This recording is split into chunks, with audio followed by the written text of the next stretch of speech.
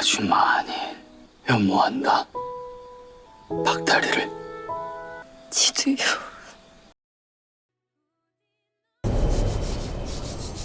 여러분, 이번 7, 8회는 정말 역대급 전개로 시청자들을 한시도 눈 뗄 수 없게 만들었습니다.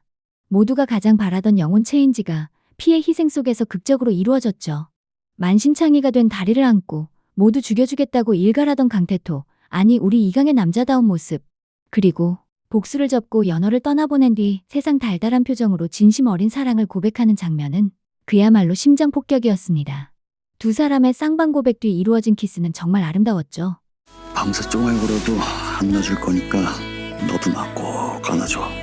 이 세자와 소은이 깨볶는 냄새가 온몸을 진동하는데 소은이 잉태라도 하게 된다면. 구의 예고는 이 고백의 여파로 달달함이 치사량을 초과합니다.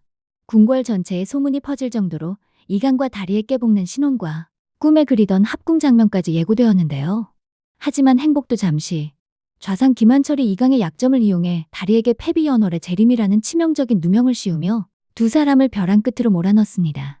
오늘 영상에서는 7, 8회 핵심 리뷰와 함께 9회 예고에 집중하여 두 사람의 달콤한 사랑 뒤에 닥칠 위기와 복수의 새로운 단서를 샅샅이 파헤쳐 보겠습니다. 7회는 이강이 좌상의 위협으로부터 다리를 지키기 위해 숨바꼭질을 시작하며 시청자들을 애타게 만들었습니다. 이강은 마음에도 없는 모진말로 선을 그었지만 세상 사람들 다 저한테 돌 던져도 지금 돌 맞는 건 지니께라며 다리는 오히려 이강의 편이 되어 슬픔을 나누려 했죠. 이 숨바꼭질 속에서 복수의 판도가 흔들립니다. 이강은 짐조 관리인 단서를 잡았지만 재운대군 이유는 사랑하는 우희 때문에 짐조 주인의 아들 정보를 거짓말하며 이강을 배신합니다. 물론 이유는 곧 자신의 잘못을 인정했지만 이로 인해 이강의 복수는 잠시 흔들릴 수밖에 없었죠. 궁지에 몰린 좌상 김한철은 사통 누명을 씌워 다리와 이윤을 동시에 제거하려 했고 이에 다리는 후궁으로 들이겠다는 초강수를 둡니다. 하지만 이강은 이미 제조상궁에게 잡혀 모진 체벌을 당하고 있었죠. 결국 왕세자의 몸으로 만신창이가 된 이강의 영혼을 구하기 위해 다리는 자신의 몸을 끌어안고 대신 채찍을 맞습니다. 퍼붓는 빗줄기 속에 이강과 박다리의 피가 뒤섞였고 그 순간 또 한 번 홍연이 반짝이며 두 사람의 영혼은 원래대로 되돌아옵니다. 피의 희생으로 완성된 영혼 귀환은 정말 전율 그 자체였습니다. 이강은 쓰러진 다리를 안고 내 모조리 죽여주마라며 복수를 다짐합니다. 몸이 돌아오자마자 이강은 다리를 지키기 위해 후궁으로 들입니다. 좌상의 위협에도 굴하지 않고 임금께 간청해 다리를 종호품, 소운에 책봉하며 난 너의 방패고 넌 내 뒤에 숨어라라고 선언합니다. 하지만 좌상은 한수위였습니다. 제조상궁을 자살로 위장해 죽여 모든 증거를 인멸하고 걸내에 짐조 새끼를 남겨 이강을 도발했죠. 이강은 우희와 이윤의 거래를 통해 짐조의 서식지를 찾아냈지만 좌상이 폭약으로 증거를 모두 없애버리자 짐조는 새끼를 찾아 궐로 습격합니다.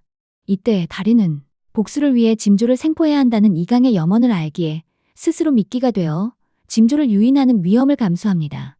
하지만 다리가 위험해지자 이강은 망설임 없이 불화살로 짐조를 사살하는 충격적인 선택을 합니다. 복수의 결정적 증거를 놓쳐 좌절하는 다리에게 이강은 자신의 진심을 털어놓습니다. 복수만이 빈궁한테 속죄해야 할 유일한 방법이니까 증오와 죄책감만 가득 찬 채로 너한테 갈 수 없으니까 너는 내 모든 분노에서 예외인 것을. 그리고 터진 역대급 고백. 내가 아주 많이 연모한다. 박다리를. 다리보다 복수가 우선이 아니었습니다. 복수를 끝내야만 다리에게 갈 수 있었던 것. 두 사람의 마음이 이어지자 인연하는 마지막 꽃잎 하나만 남긴 채 붉게 물들었고 8회는 완벽한 해피엔딩을 맞이했습니다. 드디어 2막이 시작됩니다. 9회의 부제는 궁금, 비밀은 없다입니다. 제목처럼 행복도 위기도 숨김없이 폭발할 예정인데요. 이강의 애절한 고백 후 9회는 정말 치사량 초과의 달달함을 선사합니다. 고단했던 지난날을 보상하듯 이강과 다리는 궐 안에서 깨를 볶는 신혼 생활을 만끽합니다. 심지어 기다리던 합궁 장면까지 예고되었죠. 좌상과 그를 따르는 무리들은 소운이 잉태를 할까봐 노심초사합니다. 그런데 여기서 새로운 바디 체인지 복선이 등장합니다.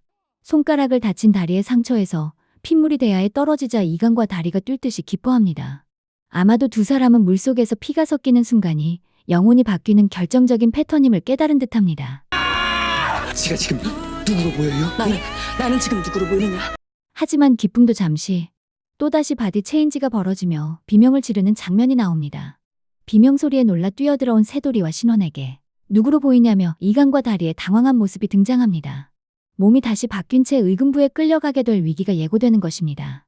이와 함께 이훈과 우희의 온실 밀회 장면도 등장합니다. 이훈은 우희에게 사랑의 증표를 선물하며 좌상의 몰락 후의 미래를 약속합니다. 하지만 우희는 선물을 밀어내고 두 사람의 표정이 어두워집니다. 이들의 순정이 과연 비극적인 운명을 피할 수 있을지 초미의 관심사입니다. 새끼 징조는 독성이 약해 징조가 되지 못합니다. 재물이 하나 더 필요할 것 같습니다. 행복의 절정에서 좌상의 반격이 시작됩니다. 징조 사살로 이강의 복수가 수포로 돌아가자 좌상은 이강을 향해 여자 하나 때문에 5회 공든 탑을 무너뜨렸구나라며 비웃습니다. 이강은 사체부검서를 훑어보며 경연에서 징조에 의해 독살된 계사년 사건을 언급한 뒤 좌상을 역적으로 몰려하지만 좌상은 새끼 징조는 독성이 약해 증자가 되지 못합니다라며 모든 증자를 없앴음을 뻔뻔하게 고합니다. 이강은 무너지지 않고 한철을 잡기 위한 또 다른 계획을 시작하고 한철 역시 이에 맞서기라도 하듯 이강과 다리를 벼랑 끝으로 몰아넣을 새로운 계획을 시작합니다. 바로 다리가 패비연월이며 징조도 다리가 모두 꾸민 짓이라는 누명을 씌우는 것입니다. 다리의 보령 이웃을 포섭해 여론을 조성한 거죠. 결국 거짓 증자에 의해 다리는 의금부에 끌려가게 되는데 이때 다리의 몸에는 이강의 영혼이 들어있는 상황이 벌어집니다. 과연 이강은 이 위기를 어떻게 모면하고 좌상의 누명을 벗겨낼 수 있을까요? 여기에 중요한 복선이 하나 더 있습니다. 8회 다리가 폐비가 되면서 반지만은 지켰던 기억을 조금씩 떠올리는 장면이 나왔습니다. 꿈을 통해 기억을 조금씩 찾아가고 있는 다리는 연월의 반지를 낄 때 모든 기억이 돌아올 것 같습니다. 몸이 다시 바뀌면서 이강이 연월의 기억을 공유하거나 홍남과의 대화를 통해 다리가 연월일 수도 있다는 의심을 확신으로 바꾸게 될지 이것이 복수의 새로운 단서가 될지 주목해야 합니다. 또한 모든 비극의 근원인 좌상 김한철의 한 맺힌 복수 이야기도 앞으로의 전개에 큰 비중을 차지할 것 같은데요. 짐독으로 계사년 사건을 일으켰고 재운대군의 모친인 장정황후와 빈궁연월까지 죽음에 이르게 한 걸 보면 그의 복수가 왕실과 깊은 연관이 있음을 보여줍니다. 그의 오랜 버신 허영감은 김한철에게 아무리 깊은 복수도 더 가면 의미 없어진다며 경고했습니다. 하지만 좌상은 복수에 만족이 있겠냐고 되물으며 젊은 시절 자신의 흉터를 어루만져주던 사랑하는 여인을 떠올렸습니다. 짓지도 않은 부정에 목숨을 잃고 독살을 당한 것 같습니다.